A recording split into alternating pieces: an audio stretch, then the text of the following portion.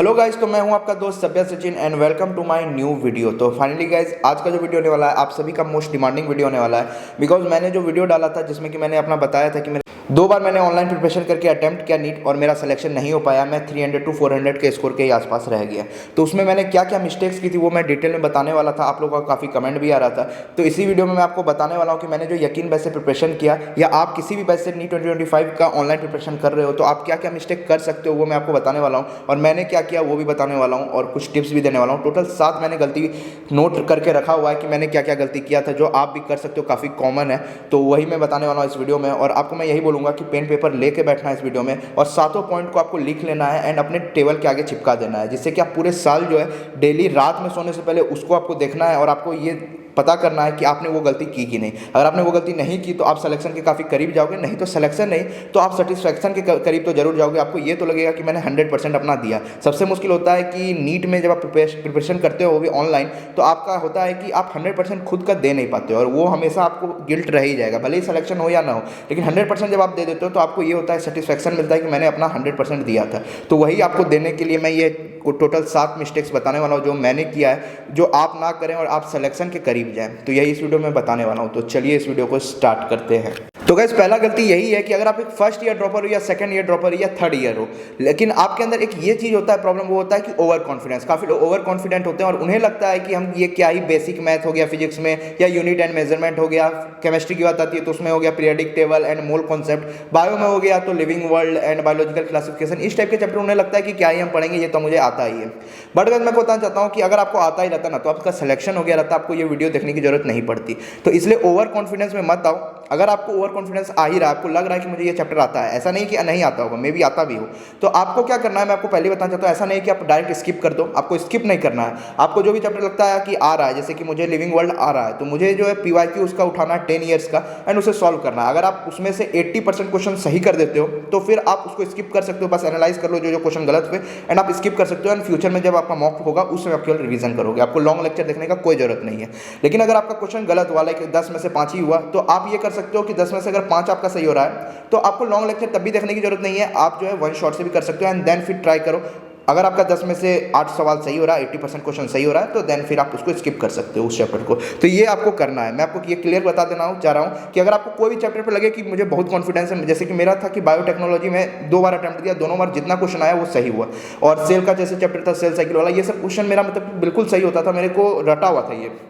तो मैं क्या करता था कि मैं लॉन्ग लेक्चर नहीं देखता था, दोनों साल मैंने लॉन्ग लेक्चर नहीं देखे, बस मैं जो नोट्स बना हुआ था पहले से उसी को रिवाइज करता था एंड पीवाईक्यू लगाता था। पीवाईक्यू सही हो गया तो देन स्किप कर देता था उस चैप्टर को, मैं लॉन्ग लेक्चर नहीं देखता था। तो आपको भी यही मैं बताना चाह रहा हूँ। पहला पॉइंट यही है कि ओवर कॉन्फिडेंस नहीं होना है। आपको अगर लगे तो आप केवल पीवाईक्यू उठाओ 10 ईयर का एंड सॉल्व करके देख लो। सेकंड पॉइंट की बात आती है, सेकंड पॉइंट यही है कि गाइस बैकलॉग बनने मत दो। बट गाइस मैं आपको बताना चाहता हूँ, ये बोलना आसान है, ये मैंने पिछले साल अपने को खुद को भी बोला था, बट ऐसा नहीं हो पाया। ये नेचुरल है, मतलब कि 100% जो भी एस्पिरेंट जो तैयारी करते हैं, जो मे बी टॉपर हो ऑनलाइन से प्रिपेयर करके, उसका भी बैकलॉग बनता है। तो मैं आपको ये क्लियर कर दूं कि बैकलॉग बनना नेचुरल है, इसमें आपको डरना नहीं है, घबराना नहीं है। आपको बस आना चाहिए कि कंप्लीट कैसे करना है। तो कंप्लीट करने के लिए आपको हजारों वीडियो यूट्यूब पे देखने को मिल जाएंगे कि किस तरीके से कंप्लीट करना है। वन शॉट से कर लो, उम्मीद सीरीज से कर लो। तो ये बोलना आसान है, बट आप खुद से एक बार अप्लाई करके देख लेना। आपको पता बस होना चाहिए कि मुझे करना कैसे कंप्लीट, क्योंकि देखो बैकलॉग लगना पक्का है। आपका हेल्थ इशू की वजह से बने या घर में कुछ प्रॉब्लम हो जाए उसकी वजह से बने, जो भी तरीका है उससे बन सकता है। मे भी पहला महीना में ना बने, दूसरा महीना में ना बने, लेकिन बन सकता है। तो इसलिए आपको पहले ही क्लियर होना चाहिए कि आपको किस तरीके से कंप्लीट करना है। तो ये मैं आपको क्लियर कर दूं कि बैकलॉग बनेगा, इसके लिए प्रिपेयर रहना, किस तरीके से कंप्लीट करना है इसके लिए भी तैयार रहना। ये मैं आपको बताना चाहता हूं अगर आप ऑनलाइन प्रिपरेशन कर रहे हो तो। एंड हाँ गाइज, जब बैकलॉग बनता है तो गाइज मैं आपको ये भी बता देना चाहता हूं कि ऑनलाइन प्रिपरेशन में क्या होता है कि हम यकीन बैच लिए हैं, 2.0 लिए हैं, तो हमें 3.0 4.0 फ्री ऑफ कॉस्ट मिलता है। तो हमारे पास ऑप्शन आ जाता है। हमें लगता है कि बैकलॉग बन गया, जैसे कि जुलाई या अगस्त में लॉन्च होगा यकीन 3.0, तो हमारा बैकलॉग बना रहता है, तो हमें लगता है कि हम शिफ्ट कर जाते हैं। और गाइज ये सबसे बड़ी गलती है, जब आपने टीचर शिफ्ट कर लिया या पूरा बैच शिफ्ट कर लिया तो यहाँ से आप सिलेक्शन से दूर जाने लगते हो। और टॉपर का ये होता है कि वो शिफ्ट नहीं करते हैं, वो अगर बैकलॉग बना हुआ है 2.0 से, एमआर सर का बैकलॉग बना हुआ है तो वो कंप्लीट करेंगे, भले ही एमआर सर के उम्मीद लेक्चर से कर लें, लेकिन वो कंप्लीट करके फिर वो उन्हीं का 2.0 का लेक्चर कंटिन्यू करेंगे, वो 3.0 में शिफ्ट नहीं करेंगे। तो यही आपको भी करना है, आपको शिफ्ट नहीं करना है, चाहे कुछ भी हो जाए। आपको 2.0 अगर आपने लिया है, खरीदा है, तो आप उसी में लगे रहो। 3.0 मिले, 4.0 मिले, क्रैश कोर्स मिले, कुछ भी मिले, आपको शिफ्ट नहीं करना है। ये आपको लिख के रखना है और इसे आपको याद रखना है पूरे ईयर। अगर आप ये कर लेते हो तो आप सिलेक्शन के करीब जा रहे होगे। अब गाइस फोर्थ मिस्टेक जो आता है वो होता है कि जैसे हमारा बैकलॉग बनता है तो हमें लगता है कि हम प्रायोरिटी देने लगते हैं लेक्चर को कि जल्द से जल्द हमें लेक्चर कंप्लीट करना है। हम 2x में लेक्चर 1 घंटे में कंप्लीट कर लेते हैं 2 घंटे का, और उसके बाद हमें लगता है कि डीपीपी स्किप कर देते हैं, क्या ही जा रहा है। बट गाइस मैं आपको बताना चाहता हूँ, अगर आपने लेक्चर लगाया 1 घंटा 1.5 घंटा देखने में तो वो आपका पूरा टाइम वेस्ट चला गया अगर आपने डीपीपी सॉल्व नहीं किया तो। क्योंकि मैं आपको बताना चाहता हूँ, आपने कितना भी थ्योरी सीख लिया, आप अप्लाई करने अगर नहीं जानोगे, क्योंकि यहाँ पे आप बोर्ड का एग्जाम दिखने नहीं जा रहे हो, आपको थ्योरी नहीं लिखना है, आपको यहाँ एमसीक्यू सॉल्व करना है। और एमसीक्यू में आपको चारों का मतलब कि ऑप्शन पता होना चाहिए कि चारों में से कौन सा सही है, नहीं तो आप कंफ्यूज हो जाओगे, आप सिली मिस्टेक कर दोगे एग्जाम में या मॉक में। तो इसलिए मैं आपको बोल रहा हूँ कि आपको क्वेश्चन जरूर लगाना है, भले ही कुछ भी हो जाए। डीपीपी में ज़्यादा से ज़्यादा 10 से 12 मिनट लगता है, मे भी आपका 10 क्वेश्चन में 5 ही सही हो, कोई दिक्कत नहीं है। आप 5 को एनालाइज करो, 5 को एनालाइज करने में टाइम लगाओ, कोई दिक्कत नहीं है, बहुत इंपॉर्टेंट चीज़ है ये। तो मैं आपको यही बोल रहा हूँ कि डीपीपी बिल्कुल भी मतलब कि आप स्किप मत करना। मेरे से हुआ था इस साल, मैं आपको बताना चाहता हूँ, और उसके पिछले साल भी हुआ था। स्टार्टिंग में मैं बढ़िया मतलब 1-2 महीना अच्छे से डीपीपी एंड लेक्चर कर रहा था, बट बैकलॉग जब बना तो उसके अंदर मैं केवल लेक्चर उम्मीद से कर रहा था, मतलब वन शॉट से सॉल्व करता गया एंड डीपीपी स्किप करता गया। क्वेश्चन प्रैक्टिस को मतलब कि मैंने प्रायोरिटी नहीं दी।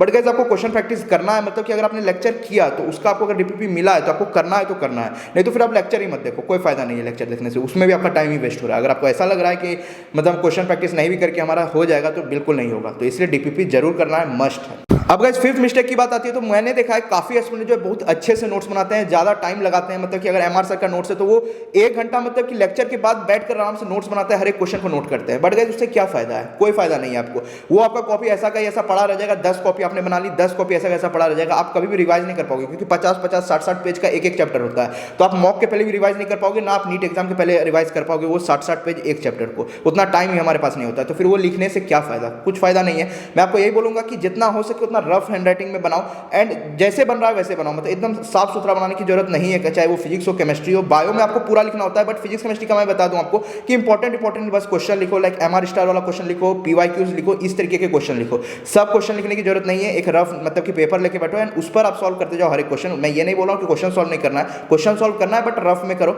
एंड जो इंपॉर्टेंट क्वेश्चन लगे वो आपको बस लिखना है। और गाइस मैं आपको बताना चाहता हूं कि ये तो मैंने बता ही दिया कि आपको बहुत अच्छे से नहीं बनाना है, उसमें टाइम वेस्ट नहीं करना है, उससे अच्छा आप 10 क्वेश्चन सॉल्व कर लो, वो ज़्यादा अच्छा रहेगा आपके लिए।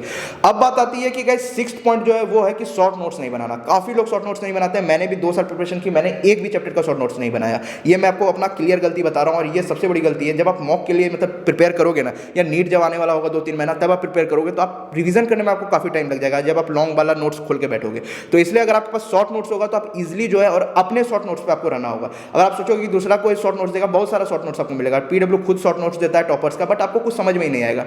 तो इसलिए मैं आपको बोल रहा हूँ कि स्टार्टिंग से डे 1 से जब से स्टार्ट होगा तो आपका जब से कंप्लीट होता जाएगा, जैसे कि आपका एक चैप्टर कंप्लीट हुआ तो आपको संडे को केवल टेस्ट देना है और उसको एनालिसिस करना है, उसके बाद आपके पास काफ़ी टाइम फ्री रहता है। तो आपको जितना भी चैप्टर कंप्लीट हुआ है, जैसे बायो का कंप्लीट हुआ है या फिजिक्स का कंप्लीट हुआ है, केमिस्ट्री का हुआ है, तो आपको बैठकर शॉर्ट नोट्स बनाना है। बायो का आपको कैसे शॉर्ट नोट्स बनाना है ये आपको बहुत सारे यूट्यूब पर वीडियो मिल जाएगा, तो वो आप देख लेना। और फिजिक्स की बात आती है तो आपको फॉर्मूला शीट टाइप का बनाना है एंड जो इंपॉर्टेंट क्वेश्चन है उस फॉर्मूला से रिलेटेड वो भी लिखना है और उसका आंसर भी लिखना है। तो इस तरीके से आपको कुछ फिजिक्स का शॉर्ट नोट्स बनाना है और केमिस्ट्री का भी इसी तरीके से लगभग होगा। थोड़ा डिटेल में जानना है तो आप सर्च करके देख लेना कि कैसे शॉर्ट नोट्स बनाया जाता है नीट के लिए, तो वो आपको समझ में आ जाएगा।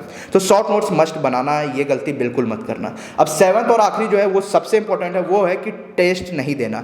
टेस्ट नहीं देने का मतलब ये है कि आप ऑनलाइन टेस्ट पे मतलब डिपेंड होते हो और आपको लगता है कि ऑनलाइन टेस्ट, जैसे कि मेरा आज सिलेबस कंप्लीट नहीं है इस संडे, मैं नेक्स्ट संडे दे दूंगा, और ये ऑप्शन रहता है हमारे पास। बट ऑफलाइन जब आप टेस्ट सीरीज ज्वाइन करोगे तो आपके पास ये ऑप्शन नहीं रहेगा, आप अगर ये मिस कर गए तो मिस कर गए। तो इसलिए मैं आपको बोल रहा हूँ कि आप ऑफलाइन टेस्ट सीरीज ज्वाइन करो, चाहे वो आपका एलएन का हो, आकाश का हो, पीडब्ल्यू का हो, मोशन का हो, ये चारों बेस्ट है। अगर आपके आसपास कोई भी एक है तो आप ज्वाइन कर लो।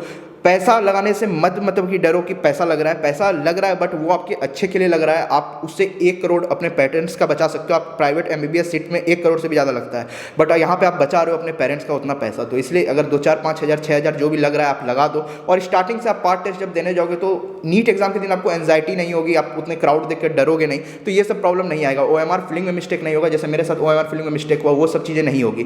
तो इसलिए मैं आपको बोल रहा हूँ। और उसके बाद आने के बाद उसे एनालाइज भी करो, ये नहीं कि अगर खराब टेस्ट चला गया तो बस फेंक दिए और रो रहे हैं बैठ गए, ऐसा करना नहीं है। एनालाइज करना है कहाँ पे गलती हुई। स्टार्टिंग से आपको अगर 200 नंबर भी आ रहा है ना पहला मॉक में, पार्ट टेस्ट में भी 200 भी आ रहा है, तो आप वो इंप्रूव कर ले जाओगे। तो इसलिए आपको रोना नहीं, आपको एनालाइज करना है और इस तरीके से आपको मतलब कि विजुअलाइज करना है कि क्या क्या गलती हुई, वो आपको लिखना है और एक मिस्टेक नोटबुक बनाना है एनालाइज करते हुए हर एक टेस्ट का, मैं आपको बता रहा हूँ। तो ये आपको मैं टिप्स देना चाहूँगा। तो ये 7 टेस्ट मतलब कि मैंने टिप्स दिया है आपको कि स्किप नहीं करना है टेस्ट, और ये सब जो मैंने बता दिया आपको टोटल 7 मैंने दिया है। तो मैं भी आपने लिख लिया होगा, तो इसे आपको चिपका देना है लिख के अपने टेबल के सामने। और रोज़ सुबह में और रात में सोने से पहले आपको देखना है कि आप कोई मिस्टेक ऐसा कर तो नहीं रहे हो। तो ये मैं आपको रिकमेंड कर रहा हूँ। तो होप इससे आपको काफ़ी हेल्प मिलेगी। मैंने अपना सारा मिस्टेक आपको बता दिया। इससे अगर कुछ भी आपको हेल्प मिलेगी तो प्लीज़ इस वीडियो को लाइक करना और शेयर करना अपने नीट एस्पिरेंट फ्रेंड के साथ, और कमेंट में और बता देना मे बी अगर आप मतलब कि प्रीवियस ईयर में आपने अटैम्प्ट दिया और आपसे कुछ ऐसी गलती होती हो तो प्लीज़ कमेंट करके बताना। मैंने कुछ मिस कर दिया कोई पॉइंट तो प्लीज़ लिख के दे देना। मैं आपका कमेंट पिन कर दूंगा या नहीं तो हार्ट दे दूंगा, जिससे कि वो हाईलाइट हो जाए। काफ़ी लोगों से हेल्प होगी आपसे। तो इसलिए क्योंकि मैं भी सारा पॉइंट नहीं बता पाया हूँ, कुछ पॉइंट मिस हो गया हो, तो यही कुछ था। तो ऐसे वीडियो देखते रहने के लिए चैनल को सब्सक्राइब कर देना। तो गाइस मिलेंगे किसी नए वीडियो में, तब तक के लिए बाय बाय, जय हिंद, जय भारत।